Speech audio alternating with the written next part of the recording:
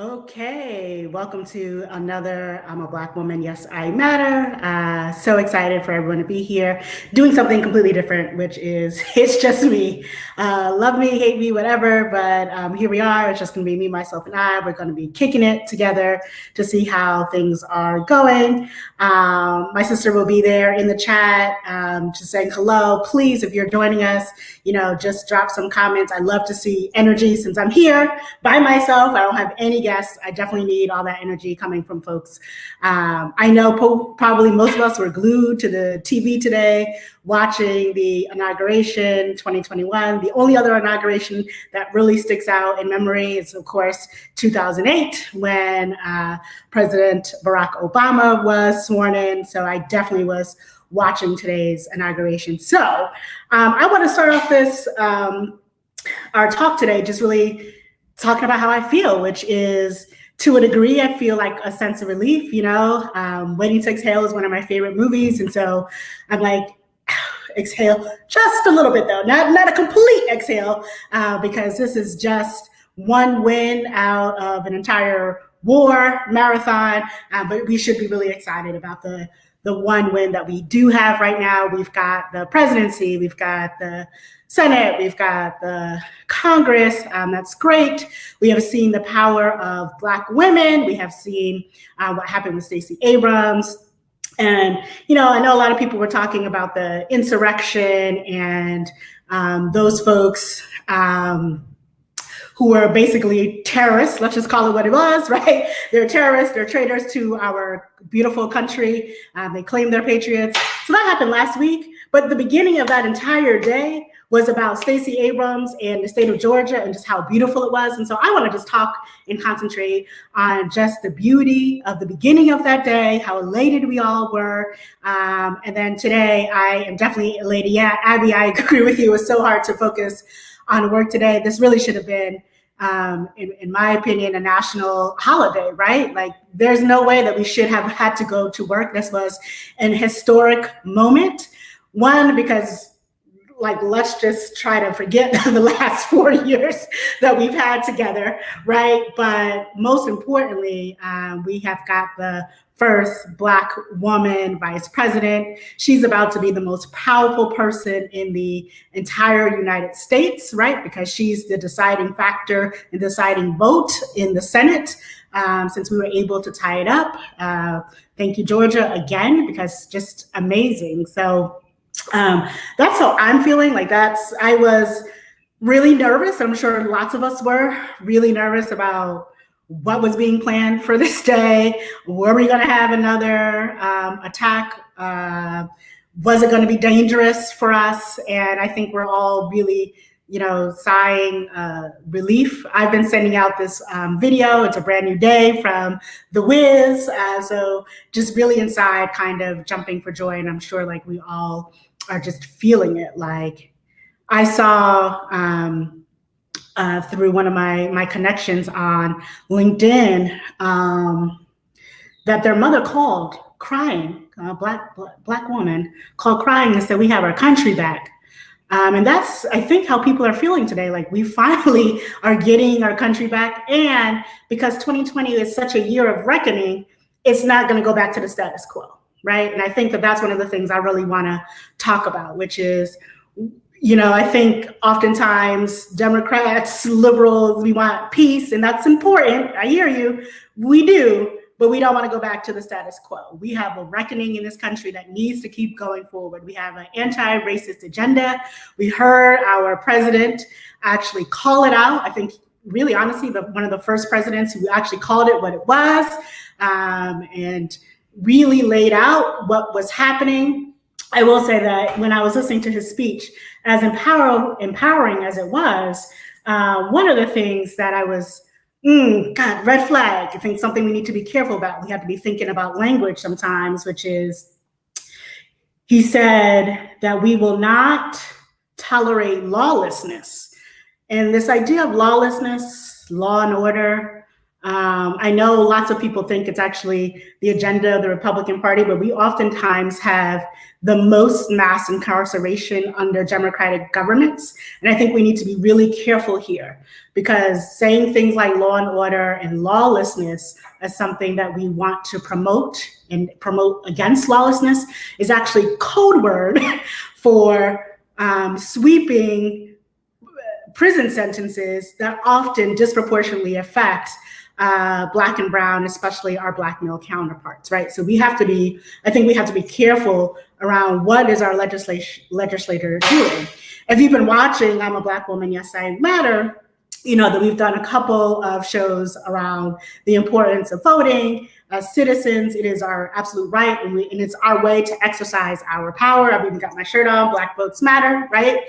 But voting for our president is not the only thing that we need to be concerned with. And the reason I bring this up is, like, when we're talking about this law and order, this anti-lawlessness, and be really careful about what's going on there, you need to be watching what your attorney generals are doing, what your county prosecutors are doing. So, you know, I just think, like, we still have to be careful here. I agree with Joe. Let's try to work across party lines. Let's not be divisive, but in our quest for peace, let's not let it be that the rights of those who have been constantly marginalized in this country, who are constantly having to fight, who literally, you know, I am a Black woman, yes, I matter. I have t-shirts, you know, and I wear them quite a bit. It's my brand. And I literally had someone stop me and said, "What does your t-shirt mean?" Ma'am, I don't know. What do you think? You know, let's read it. It says, "I'm a Black woman." Am I a Black woman? And she said, yes. Okay, so, okay. And then I said, do you think my life matters? And she said, yes. Okay, that's what this means. Like, why this is up for debate is beyond me. But the fact that it is up for debate lets us know that we need not allow even our officials that we elected to become lax around what that means, and to allow for concessions. Remember, if we want to go back to history, after the Civil War, we had the Reconstruction era that was really highly favorable for all citizens, former slaves, Blacks, poor whites, everybody. But you had such fear, especially from those who have historically and continue to historically be in power, that those parties made concessions, and out of those concessions came Jim Crow. And so we don't want to see that type of backlash. And let's be clear, that's what we're seeing now anyway, right? The backlash to a Barack Obama presidency is what we just had. I don't even call that man the president, so I will not say it, but the person who was in the White House for 4 years is what we had, and we still need to very much so reconcile. So I say that to say, make sure that we hold our folks accountable, know what people are doing, continue to vote in your elections. If you have something to say, we are all powerful. You should go and decide, like, maybe I want to be maybe I want to sit on my school board, or maybe I want to sit on my library board, because these things are important to me. We know what happens when we become lackadaisical. It happened again in the Obama presidency. In 2008, we were all excited. You know, we came up, yeah. And then 2010, we lost the other two remaining branches of government. Like, no, we can't allow that to happen. So I say that to say, let's be optimistic. Let's do our half exhale, but let's not fully exhale until we really hold our elected officials accountable for, you know, what's happened. 2021 has been, it's been a doozy. It's been 20 days into 2021. We just came out of a crazy year, right? Like, I mean, 2020, the pandemic, the racial reckoning is what I mean, I think, I don't know what history books are going to call it, but I like the term, the racial reckoning, because we need that. there's going to be a lot of folks who are going to tell you that race is a construct. There's no such thing as race. And while that may have been true at the dawn of time, here in this country and across the globe, race has been politicized, has been allowed to ensure that there's marginalization of folks. And has created such glaring disparities in income, wealth, the type of people who are in poverty, the type of people who go to jail. If you have not read The New Jim Crow by Michelle Alexander, please, I tell you right now, you must absolutely read that. In fact, Ava DuVernay's The 13th is really based off of her reading of that book. And that book is so true. So we want to ensure that this racial reckoning, the 2020 was just the awareness, the uplifting of it. Okay, what happened last week was the rest of the world being like, oh yeah, we knew that your ish was stinky, and now we know for sure it is. So now what are we going to do? And how are we going to hold our elected officials, but how are we going to hold ourselves accountable? How are we going to hold our family members accountable for ensuring that we all have this true racial reckoning that's going on? Abby, I feel like you and I are just talking to each other, so I love it. So let me see what you got here going. I was thinking about the January 6th issue, what potential byproduct that would be beneficial for us to keep it on is yes, exactly, right? The relaxation, right? We're always, our attention spans are like the lifeline of a fruit fly. Fruit flies are often used for experiments and stuff, et cetera, because they live, I can't remember, like 48 hours, and they procreate quite a bit. But our attention span is kind of like that. Our attention span is really quick. And so we get really excited and we're throwing out our memes and we're saying this. And then the next day or the next week, we can absolutely forget about it. So we want to make sure that we're holding that momentum. And the fact that some of us in this country can forget about the racial reckoning already shows some of the privilege in which you walk through this world if you can forget about it. Those of us who clearly wear who we are on and are proud of it. I'm very proud to be a Black woman. Obviously, everything that I do is about the empowerment of Black women and Black people. But, I don't have the luxury to just sit back and say, I can't talk politics at work and I can't think about this because it's giving me a headache, because it affects every aspect of my life. But truly, I think it affects every aspect of everybody's life. And we just need to continue to have that racial reckoning. We need to continue to, like I said, hold people accountable. But if we go back to 2020, and obviously we've had the racial reckoning, we had the pandemic, but I think 2020, I have seen a lot of people come into their authentic selves and find their voice, and are really, I think, looking forward to and excited about the possibilities of 2021.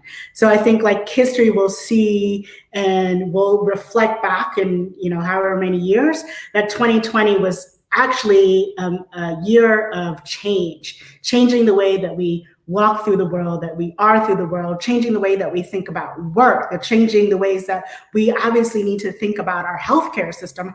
How is it that we have over 400,000 US citizens who have died from a virus? And the first real acknowledgement of that was yesterday when our president and vice president held a memorial. And then, of course, the moment of silence that happened during the inauguration today.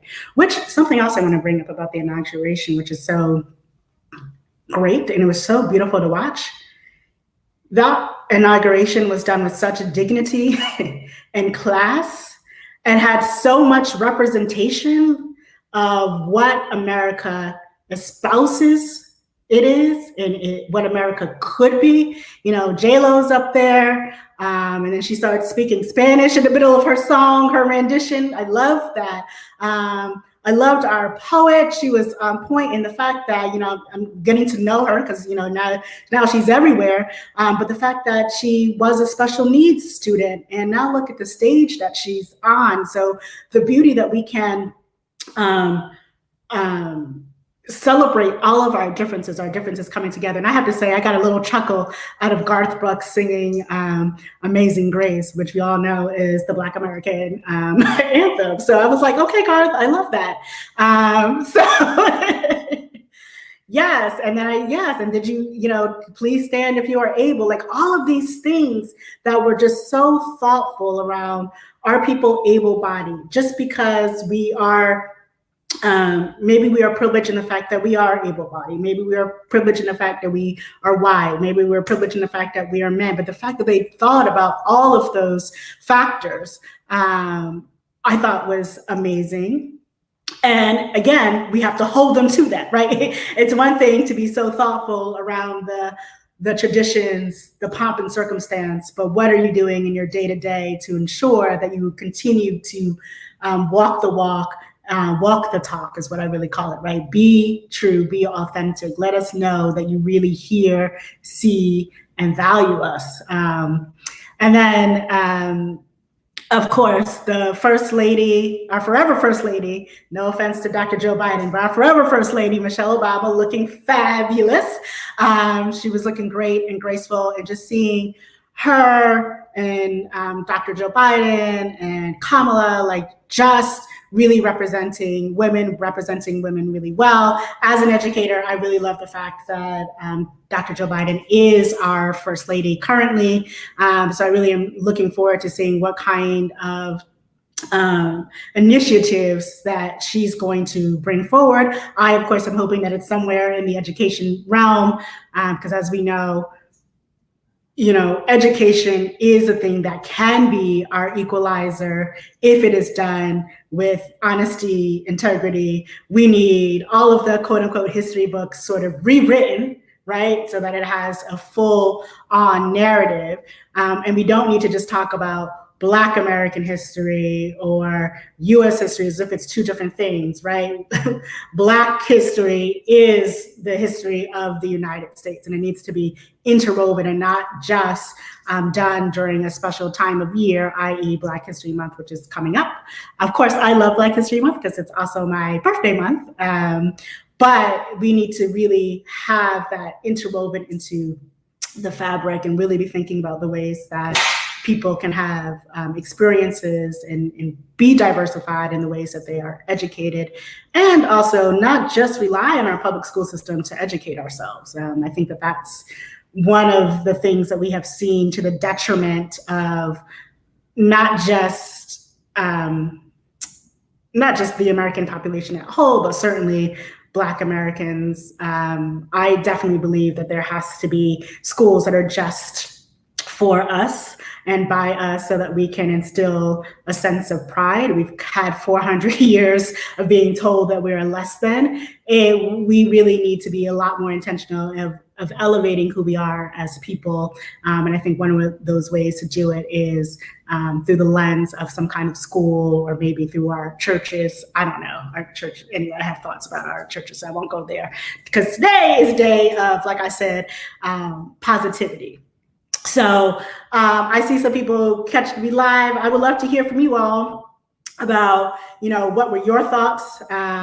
This is the first time that I'm like just talking and just doing stream of conscious and not really having any guests with me. So I will say that this feels a little weird, but let's see. We're all experimenting together. I think that's the other thing that I realized in 2021 or 2020 is that I was preparing to get out of my comfort zone. So I'm starting 2021 completely out of my comfort zone, which is here you all are watching me on TV, and I'm just talking.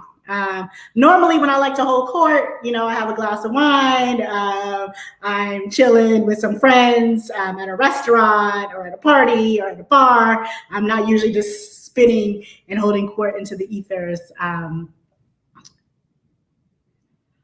Oh, whoa, whoa. Yes. Okay. Abby, you also have a birthday month coming up. Love that. Oh, I didn't know that Keke Palmer had an inauguration stream. That's awesome. I didn't, that's great. I wish I had been promoted a little bit more, but maybe the youth knew about it and were on there since it was Keke Palmer and knew what was going on. But I think the excitement around the inauguration has been really great. Like I said, I don't remember this level of excitement since Barack Obama was brought in and sworn in I guess that's technically 2009, actually. Anyway,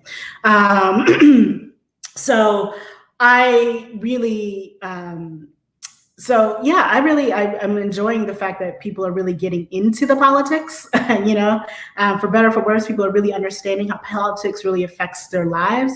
But again, don't don't lose that energy, don't lose that momentum, because everything that these politicians do affects you. Like everything, your tax rate, your income. Even now, the minimum wage, we've got people fighting about whether or not the minimum wage should go up to $15 an hour right now, which is what the Biden administration most likely will sign into law.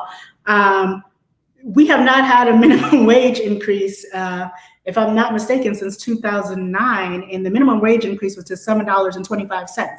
You tell me who can live on $7.25 an hour in the year 2021.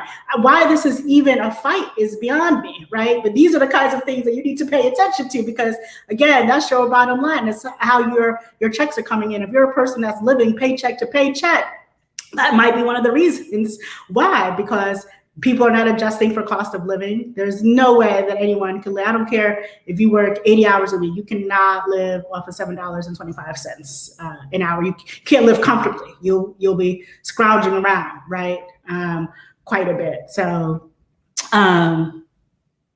great question. What improvements am I looking to see in Joe Biden's presidency? Well, that's one. I definitely am in favor of a true minimum wage that accounts for cost of living.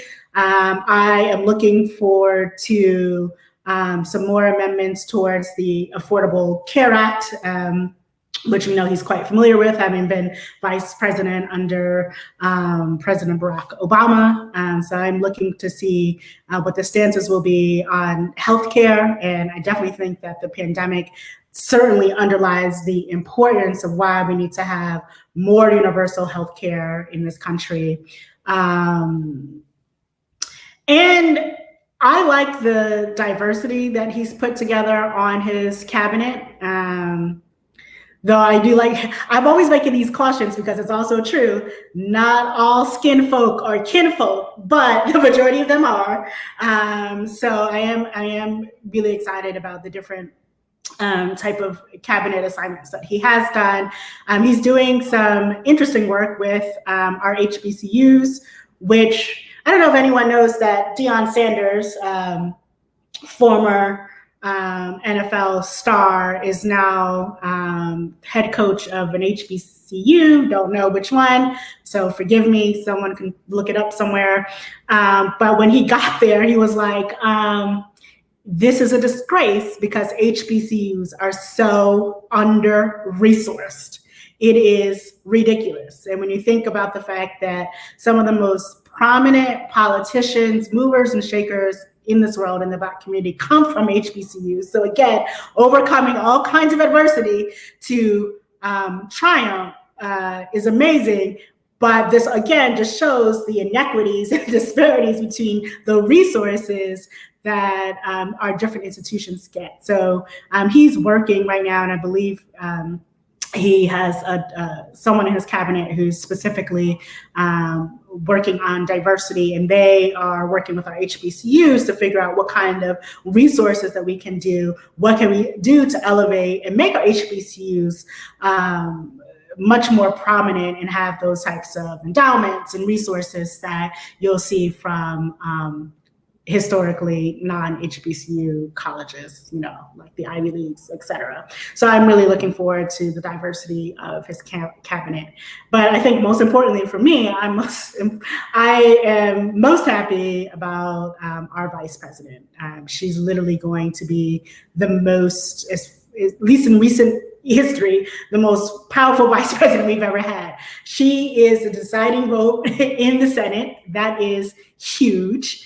And so I am most excited really about her and the type of energy that she brings to his presidency. But yeah, great question. Any others? I'm only here talking for 30 minutes today. No, normally, I have these for an hour, but I also have other guests with me. So for today, I'm gonna call it quits at 5:30, but definitely and I just wanna say thank you all for engaging with me, for putting comments in the chat. If there are any other questions, I would love to answer them. Abby, I've enjoyed your thought processes. So definitely, if you haven't already, definitely subscribe so that we can continue to be in contact with each other and chit chat. But I love it all. Anything else? I'm like, boop, boop, boop. I wrote down some notes, but I was like, I'm also just gonna go stream of conscience and see how this goes. But you know what? I just want to, Amanda Gorman. Hello.